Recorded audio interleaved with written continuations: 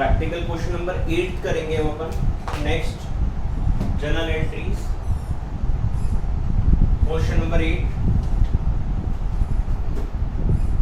Record journal entry in the books of Mohan store. तो सबसे पहले फॉर्मेट बना लेते हैं।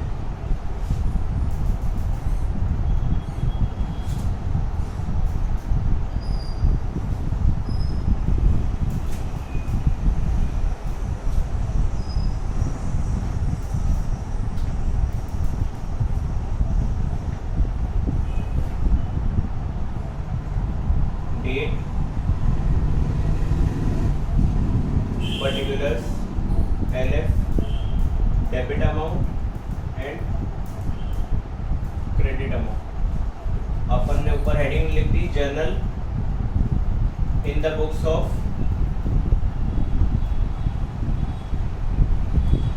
Mohan store.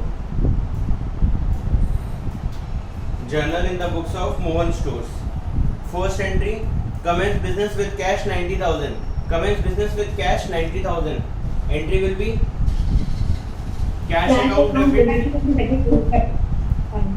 Put the date, year, then entry will be cash account debit to capital account.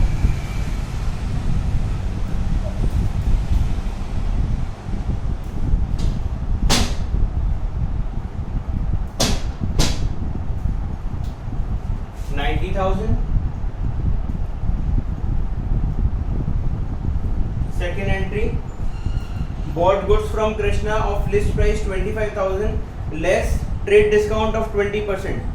We have bought some goods from Krishna for rupees 25,000 and he has given us a trade discount of 20%. Entry will be on 3rd December. Purchase account debit.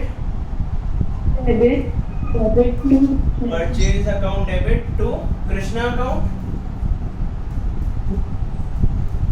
25,000 total list price minus 10% trade discount, that is 22,500.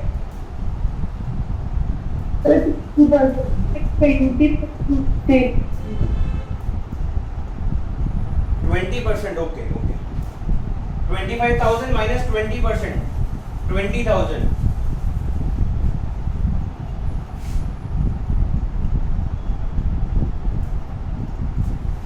Next, Gopal sold goods to us for cash 9,000. Now Gopal has sold goods to us. That means for us it is a purchase. We will always record entry from which point of view? From business point of view.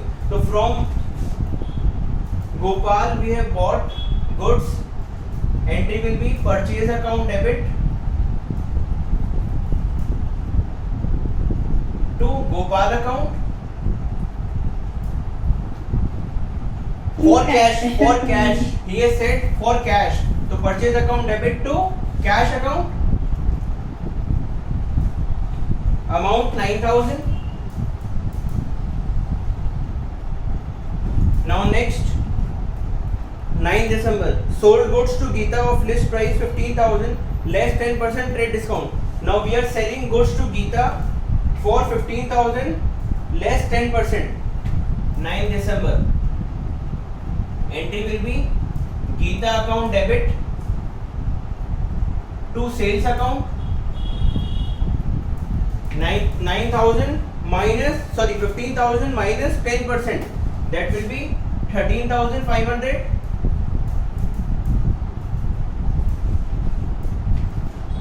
Then next, Geeta returned goods of list price 3,000. Geeta returned goods of list price 3,000. Now remember, जब अपन ने गीता को सामान बेचा था उस time पे अपन ने उसको 10% का डिस्काउंट ऑफर करा था, ट्रेड डिस्काउंट। तो जब उससे सामान रिटर्न करेंगे तब भी वो अपने को 10% का डिस्काउंट अपन उसका डिडक्ट करके फिर ही सामान रिटर्न करेंगे।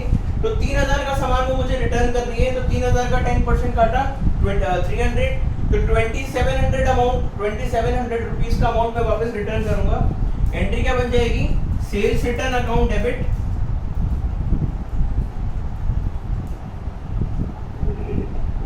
To Geeta account 2700.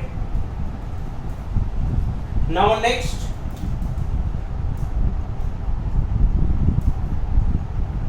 Ram bought goods from us 10,000.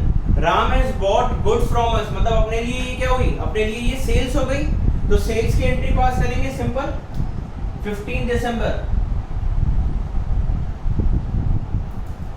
Ram account debit to sales account, Ram account debit to sales account 10,000।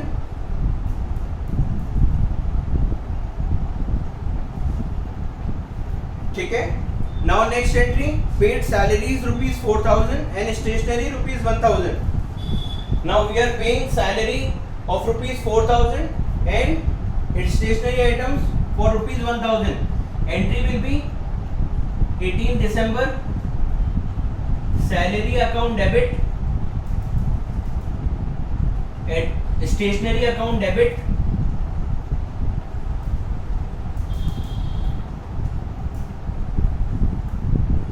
to cash account, salary 4,000, stationery 1,000 and total cash 5,000। यहां तक समझ आया सबको? मैं रब कर रहा हूं, आप लोग नोट करते चलना है ना entries.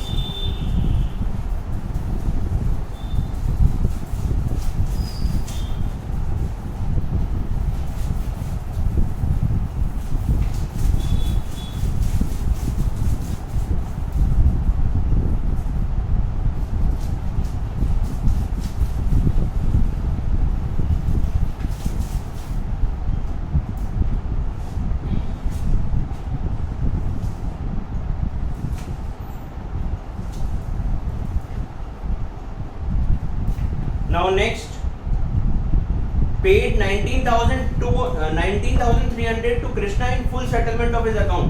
Now we are settling his account. Krishna से अपन ने कितने का सामान खरीदा था? 25,000 का सामान खरीदा था, उसको अपन ने 20% का ट्रेड डिस्काउंट दिया था, तो टोटल प्राइस कितनी थी, परचेज प्राइस अपनी 20,000 की। कृष्णा मेरा 20,000 का क्रेडिटर था, अब सॉरी क्रेडिटर था, अब मैं उसको पे कर रहा हूँ फुल सेटलमेंट के अंदर। फुल सेटलमेंट में पे करने का मतलब अब मुझे कृष्णा को इसके अलावा और कोई भी पेमेंट नहीं करना। तो जो डिफरेंस अमाउंट है वो डिफरेंस अमाउंट कहाँ पे नोट डाउन करेंगे अपन? डिस्काउंट के अंदर 20,000 का अमाउंट था, 19,300 में पे कर रहा हूँ, मतलब मैंने 700 रुपीज का डिस्काउंट दे दिया। Entry will be Krishna account debit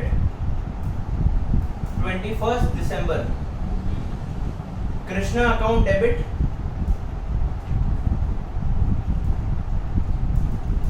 to cash account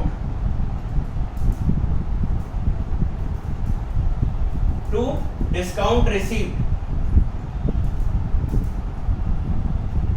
अब ये चीज ध्यान रखना, जब भी वर्ड डिस्काउंट लिखोगे तो अगर डिस्काउंट अलाउड है तो डिस्काउंट अलाउड लिखेंगे, जब अपन दे रहे हैं किसी को डिस्काउंट, अपन अपने डेटर को किसी को डिस्काउंट दे रहे हैं तो डिस्काउंट अलाउड लिखेंगे, और जब अपने को मिल रहा है तो डिस्काउंट रिसीव लिखेंगे। ठीक है। कृष्णा को टोटल, कृष्णा का अकाउंट कितने का था? 20,000 का, मैंने उसको कितना पे करा? 19,300, तो कितना डिस्काउंट मिल गया मुझे? 700 रुपीज का। ठीक है। Now next, received cash rupees 10,500 from Geeta and allowed her discount 300। मेरे को गीता से 10,500 रुपए का कैश मिला है और मैंने उसको 300 रुपए का डिस्काउंट दिया। अब देखो गीता का अकाउंट था कितने का? गीता का अकाउंट था 13,500 का। 13,500 में से उसने अभी 10,500 मुझे पे करे और मैंने 300 रुपीज का डिस्काउंट दे दिया। एंट्री क्या बन जाएगी? अब यहाँ पे मैं डिस्काउंट दे रहा हूँ, डिस्काउंट दे रहा हूँ मीन्स ये मेरे लिए एक्सपेंस है। एक्सपेंस इसलिए क्या होगा, मैं डिस्काउंट अलाउड लिखेंगे। कौन सी डेट की? 23 दिसंबर। 23 दिसंबर। Entry will be cash account debit, discount allowed account debit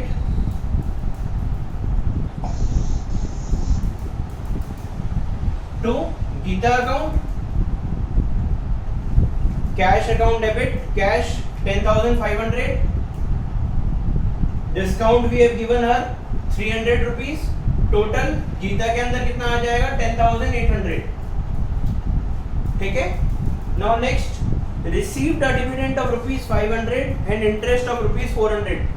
we have invested some money outside the business and we are receiving a dividend of rupees 500 and interest of rupees 400. Both are income. Entry will be 27 December. Cash account debit to interest account to dividend account. Cash total 900, interest कितना मिला मुझे 400 rupees का और dividend कितना मिला है 500 rupees का. ठीक है. देन नेक्स्ट इज नॉट क्या sir, your screen is not clear. विधान आज का इशू रहेगा क्योंकि रोज तो मैं वो रिकॉर्डिंग चलाता हूँ ना, उस दिन मैं रिकॉर्ड करना भूल गया था, इसलिए लाइव पढ़ाना पड़ रहा है वापस. आज का इशू है. मैं जो एंट्री बोल रहा हूँ ना सुनाई तो दे रही है, तो वो जो एंट्री बोल रहा हूँ वो आप अपनी कॉपी में नोट करते जाओ, है ना. आज का इशू है. Yes sir. हाँ. नेक्स्ट 29 दिसंबर. bought goods of list price 12,000 less 15% trade discount and 2% cash discount for cash. देखो अभी अच्छी एंट्री है. 12,000 का सामान मैंने खरीदा कहीं से, वहां पे मुझे 15% का ट्रेड डिस्काउंट ऑफर करा और 2% का कैश डिस्काउंट ऑफर करा फॉर कैश. मतलब मैंने पूरा पेमेंट कर दिया कैश में उसको. क्या बन जाएगी entry?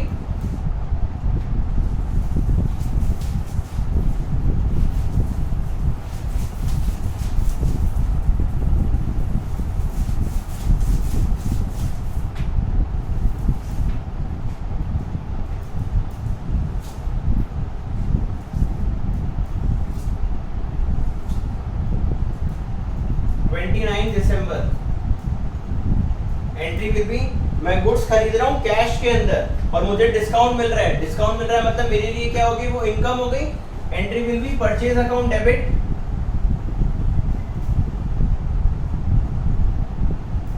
To cash account to discount receive. अब अमाउंट किस तरीके से आएगा देखो. 12,000 रुपीज का गुड्स था, 15% का मुझे ट्रेड डिस्काउंट मिल गया. 12,000 रुपीज के गुड्स पे 15% का ट्रेड डिस्काउंट मिल गया. अमाउंट टोटल परचेजेस मेरी कितनी हो गई 10,200 की. 10,200 का 2% मेरे को कैश डिस्काउंट मिला और 98% मैंने कैश में पेमेंट कर दिया. 204 रुपीज का मुझे डिस्काउंट मिल गया और रिमेनिंग मैंने कैश में पे कर दिया. तो रिमेनिंग कितना रह गया 9996. ठीक है. तो purchase account debit 10,200 to cash account 9996 to discount receive 204. Next entry. Amar bought goods from us 10,000. He paid 9,800 on the spot to avail cash discount. अमर ने अपने से सामान खरीदा तो अपने लिए वो क्या हो गई, सेल्स हो गई. देखो आपकी एग्जाम के अंदर भी जो ट्रांजेक्शन आएगी वो इस तरीके से आएगी जिसमें थर्ड पार्टी के अकॉर्डिंग अपने को ट्रांजेक्शन दे रखी होगी कि थर्ड पार्टी ने अपने से सामान खरीदा या थर्ड पार्टी ने अपने को सामान बेचा. वहां पे आपको ध्यान रखना है, दिमाग लगा के काम करना है कि जो अपन किसके पॉइंट ऑफ व्यू से एंट्री रिकॉर्ड करेंगे, खुद के पॉइंट ऑफ व्यू से. उसने अपने को सामान बेचा, दैट मींस मैंने उससे सामान खरीदा है, तो परचेज की एंट्री पास होगी. और अगर अपन किसी को सामान बेच रहे हैं तो सेल्स की एंट्री पास होगी.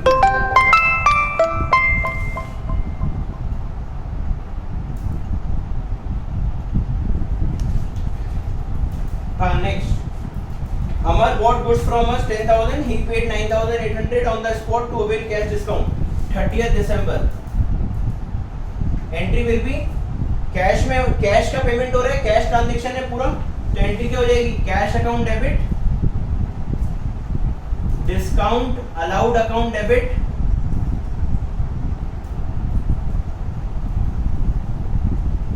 To sales account. Total sales कितने की हो रही है मेरी 10,000 की. कैश मुझे कितना रिसीव हो रहा है 9,800 और 200 रुपए का मैंने क्या कर दिया उसको डिस्काउंट दे दिया. ठीक है. Then next, bought goods from Ram rupees 12,000 and paid 40% amount immediately. मैंने राम से 12,000 का सामान खरीदा और 40% अमाउंट उसको इमीडिएटली पे कर दिया. दैट मींस रिमेनिंग 60% अभी भी क्रेडिट है. रिमेनिंग 60% क्रेडिट है. एंट्री क्या बन जाएगी 31 दिसंबर. Purchase account debit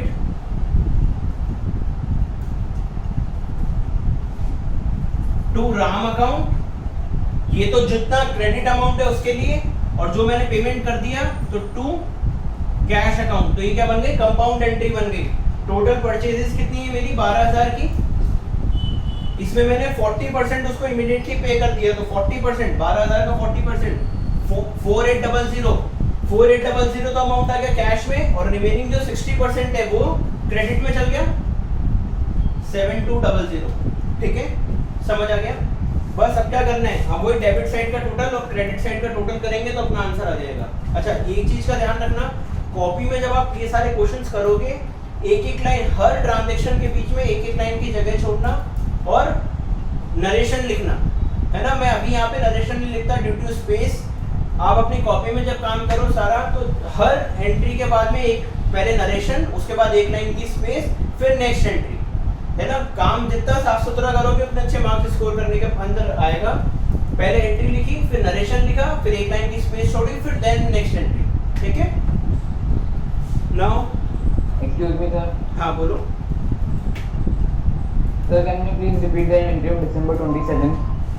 December 27 received dividend of rupees 500 and interest of rupees 400, both are income। Dividend भी मेरे लिए इनकम है और इंटरेस्ट भी मेरे लिए इनकम है, दोनों मुझे रिसीव हुआ है। तो cash account debit, Yes, sir. Cash account debit to dividend received to interest received, Okay, sir. है ना। कंपाउंड एंट्री बना लेंगे एक ही बार के अंदर अपन। अच्छा ठीक है, ये वाला क्वेश्चन Sir, कंप्लीट हो can you गया। explain that person to whom we have sold a good on discount returns the good back? So how much amount will he pay deducting the discount amount? Which entry? No, sir, entry I was talking about general example that if we have given something, some person sold us goods on discount and he returns those goods, then how much amount will he deduct among the discount that we have given? ये देखो, आप 9 दिसंबर की entry देखो। 9 दिसंबर की entry, Gita को अपन ने 15,000 का goods बेचा था 10% के ट्रेड डिस्काउंट के ऊपर, और नेक्स्ट एंट्री में 13 दिसंबर के अंदर उसने मुझे वापस गुड्स रिटर्न करा। तो जितना डिस्काउंट मैंने उसको at the time of sale offer करा था, उतना ही discount at the time of returning of goods वो डिडक्ट करके फिर अमाउंट उसका मैं वापस लूंगा। जैसे मान लो 15,000 का गुड्स था, 10% का ट्रेड डिस्काउंट दिया, तो टोटल सेल कितने की हो गई, 13,500। देन नेक्स्ट एंट्री में उसने 3,000 का सामान मुझे वापस करा, 3,000 का सामान वापस करा तो मैं उसमें भी 10% का डिस्काउंट काटूंगा, तो 2,700 का सामान उसने मुझे वापस करा। तो उसका अगर वो मुझे बोलती कि आप ये 3,000 का सामान रखो और आपका फाइनल बिल कितना है वो बिल मुझे बता दो, मैं उसका आपका पेमेंट कर देती हूँ, तो फाइनल बिल कितना हो जाएगा, 13,500 माइनस 2,700, और जो भी अमाउंट आएगा वो फाइनल बिल हो जाएगा। ठीक है, Okay, sir. Now next question, question number 10। अच्छा क्वेश्चन है बैठे सर। हाँ बोलो। तो सर अगर एक पेज पे नहीं आया पूरा तो नेक्स्ट पेज पे सुनो, अगर आपका एक पेज के ऊपर क्वेश्चन पूरा नहीं आ रहा है और नेक्स्ट पेज पे जा रहा है तो कैसे करना है, जो जितनी एंट्री आपके लास्ट पेज तक आ रही है, लास्ट अमाउंट तक आ रहा है, वो लास्ट अमाउंट अपन ने टोटल करा, टोटल करने के बाद में balance carry forward, balance carry forward लिखा अपन ने इस तरीके से, बैलेंस कैरी फॉरवर्ड लिखा, दोनों टोटल करा, फिर नेक्स्ट पेज के ऊपर सबसे स्टार्टिंग के अंदर आ जाएगा बैलेंस, जो भी टोटल था वो टोटल बैलेंस लिख के यहाँ पे लिख देंगे balance brought forward, balance B.F। ठीक है, तो बैलेंस ब्रॉड फॉरवर्ड वो ऊपर दोनों मेन बैलेंसेस लिखे और उसके बाद में एंट्रीज करना चालू कर दिया रिमेनिंग। ठीक है, okay sir. Now question number 10, bad debts वाला क्वेश्चन है, बढ़िया क्वेश्चन है, ढंग से देखना।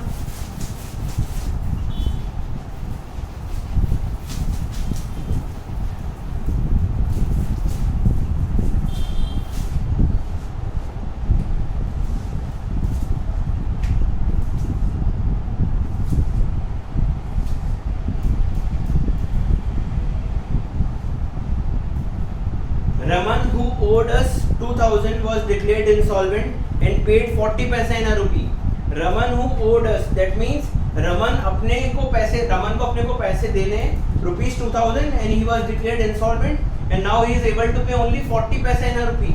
40 पैसा in a rupee means 40% of the total amount. ठीक है, जो भी अपने अमाउंट आउटस्टैंडिंग है उसका 40% he can pay and remaining 60% he can not पे।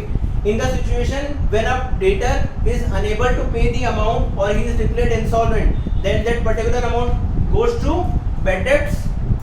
ठीक है, what do you mean by bad debts? Bad debts means ऐसे debtors जब अपने को पेमेंट करने के लिए मना कर देते हैं या वो इंसॉल्वेंट हो जाते हैं और उस टाइम के वो debtors क्या माने जाते हैं? अपने bad debts माने जाते हैं। तो एंट्री क्या पास हो जाएगी? देखो first entry, now total amount outstanding is 2000 and he can pay us 40%, that means 800 he can pay us and remaining 1200 will be transferred to bad debts account। entry will be cash account debit, bad debts account debit to Raman account। Raman total account is 2000, he is paying us 40%, that is 800 and remaining amount to be transferred to bad debts account, that is 1200। now next entry, received cash from Gopal 400 whose account was written off as bad debts last year। now second situation, अब गोपाल क्या है? गोपाल कोई अपना debtor था जिसका account मैंने last year ही bad debts mark कर दिया। सेम इसकी तरह जैसे कि अपन ने रमन का अकाउंट बैड डेब्ट्स की तरह मार्क करा है, वैसे अपन ने गोपाल का लास्ट ईयर एक अकाउंट मार्क कर दिया था। अब उसके पास पैसे आ गए और वो मुझे अब पैसे रिटर्न करना चाहता है। इन दैट सिचुएशन मेरे अकाउंट में, मेरी बुक्स ऑफ अकाउंट्स में इसका क्या नाम है इसका? गोपाल का नाम अब चल ही नहीं रहा। गोपाल का अकाउंट में क्लोज कर चुका हूँ बैड डेब्ट्स लिख के। अब जैसे रमन, अगर रमन इन फ्यूचर मुझे पेमेंट करेगा तो रमन का जितना भी आउटस्टैंडिंग बैलेंस था वो मैंने टू रमन अकाउंट करके उसका अकाउंट क्लोज कर दिया। अब मेरी बुक्स में उसका अकाउंट है ही नहीं, तो अगर मुझे उससे पेमेंट मिल रहा है तो that payment will be a pure profit, pure income of the business. Entry कैसे बनेगी? Cash account debit to bad debts recovered.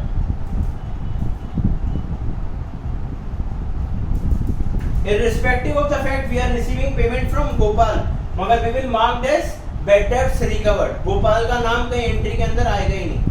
ठीक है, अमाउंट कितना हो गया? 400।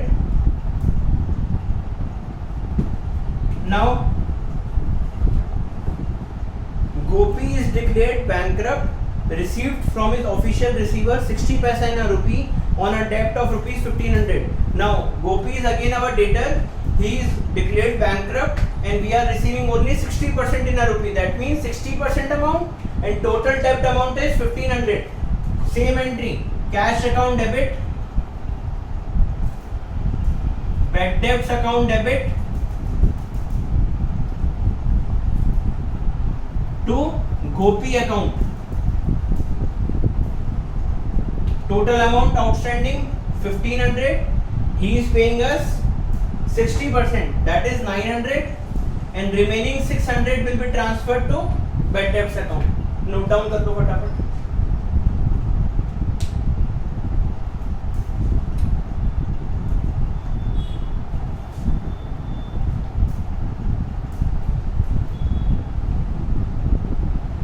Excuse me sir. Yes sir, कुछ ऐसी ट्रांजैक्शन होती है ना जिसमें मिस्टर एक्स को अपने को पैसे देने होते हैं पर उसका ऑफिशियल रिसीवर जो होता है वो मिस्टर वाई होता है। तो जब मिस्टर वाई अपने को मिस्टर एक्स की तरफ से पैसे देता है तो उसमें अपन किसका नाम लिखते हैं? अपन एक्स का ही नाम लिखेंगे। अपने बुक्स में अकाउंट किसका चल रहा है? एक्स का। अब एक्स और वाई के बीच में क्या ट्रांजेक्शन है, एक्स और वाई के बीच में क्या ट्यूनिंग है, उससे अपने कोई मतलब नहीं है। अपन किसका नाम नोट डाउन करेंगे? मिस्टर एक्स का नाम नोट डाउन करेंगे। ये एंट्रीज अभी आपके आगे आएगी और ये एंट्री शायद आपके टीएस गरेवाल में भी दे रखी है और अभी शायद आपके एससी शर्मा में भी आप जब क्वेश्चंस करोगे तो वाली एंट्री आएगी कि कोई पार्टी ए है, उसका ऑफिशियल रिसीवर है पार्टी बी और वो पार्टी बी आपको पेमेंट कर रही है।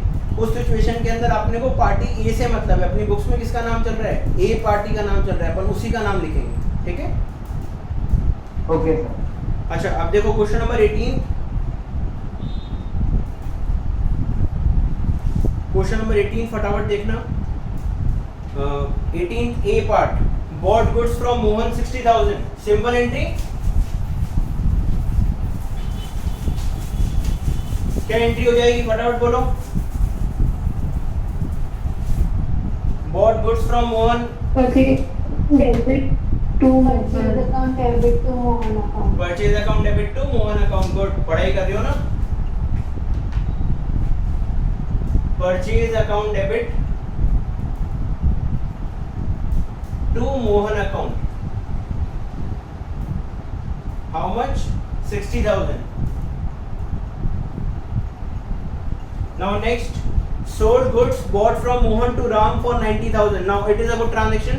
मैंने 60,000 का सामान जो मोहन से खरीदा वो मैंने राम को कितने में सोल्ड आउट करा? 90,000 के अंदर।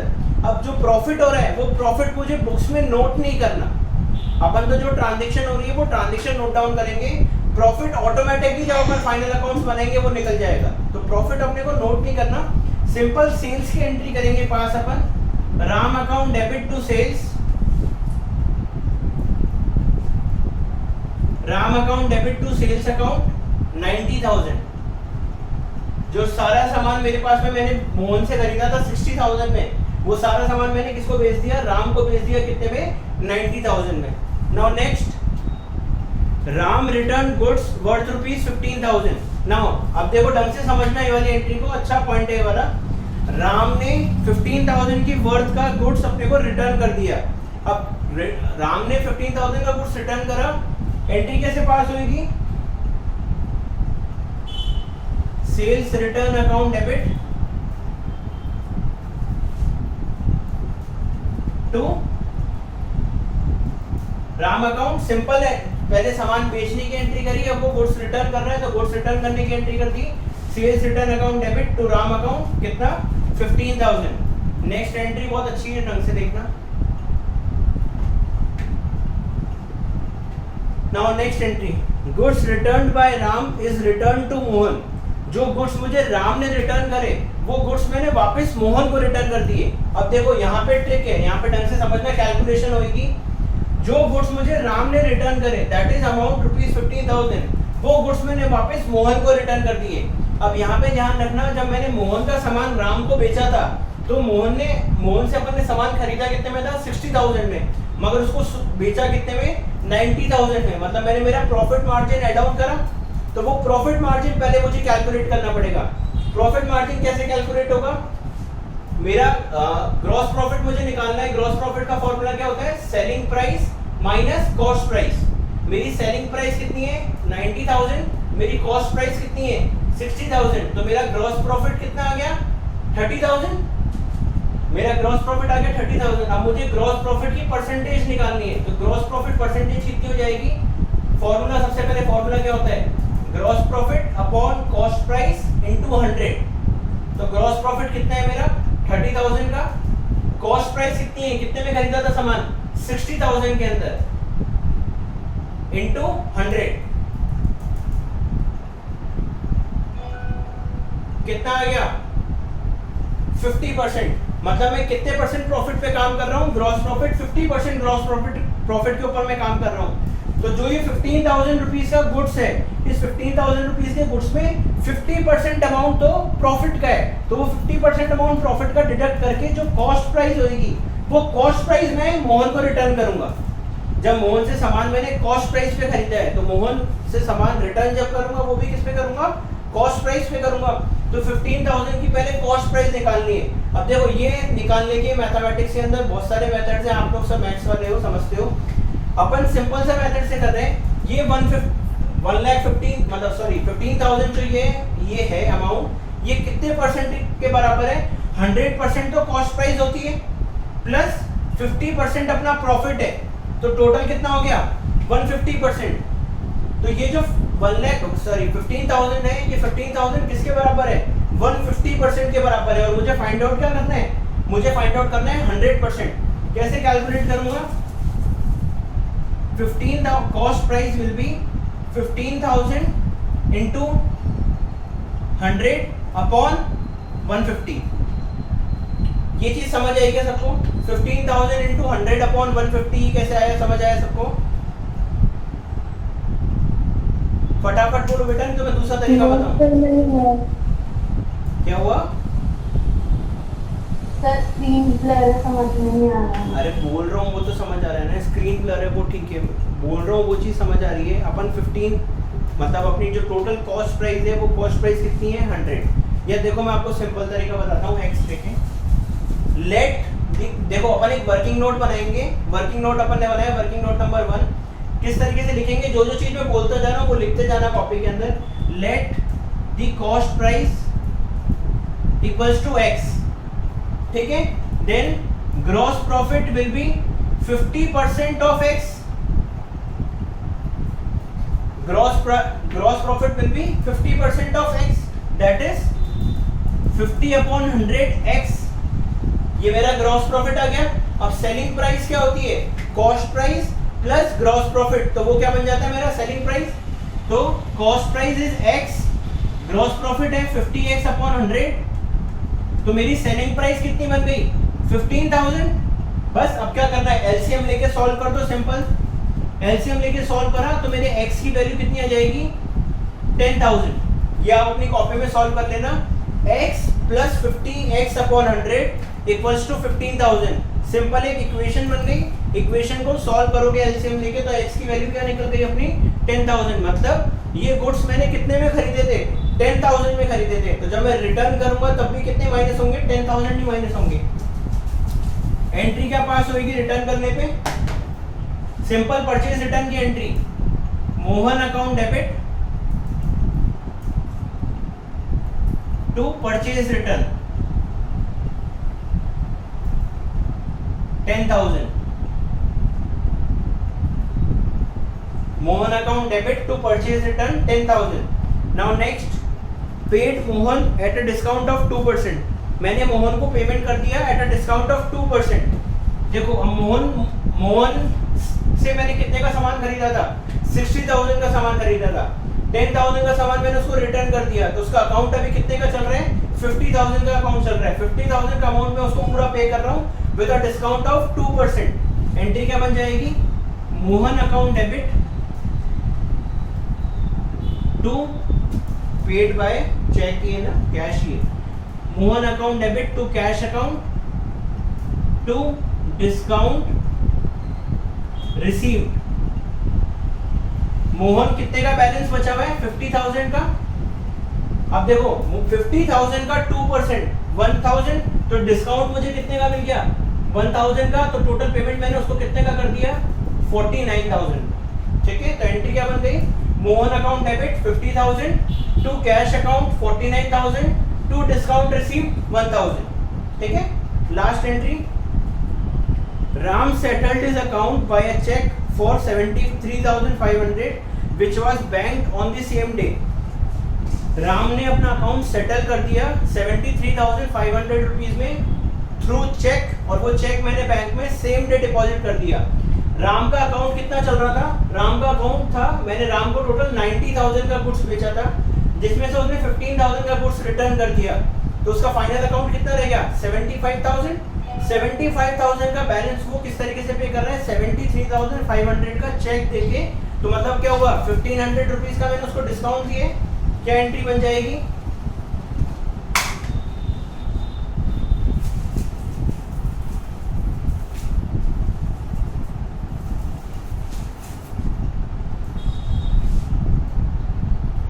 मुझे चेक मिल रहा है बैंक अकाउंट डेबिट, अगर ये चेक में 2-3 बार डिपॉजिट करता 2-3 दिन बाद, तो एंट्री किससे पास करता चेक इन हैंड अकाउंट से।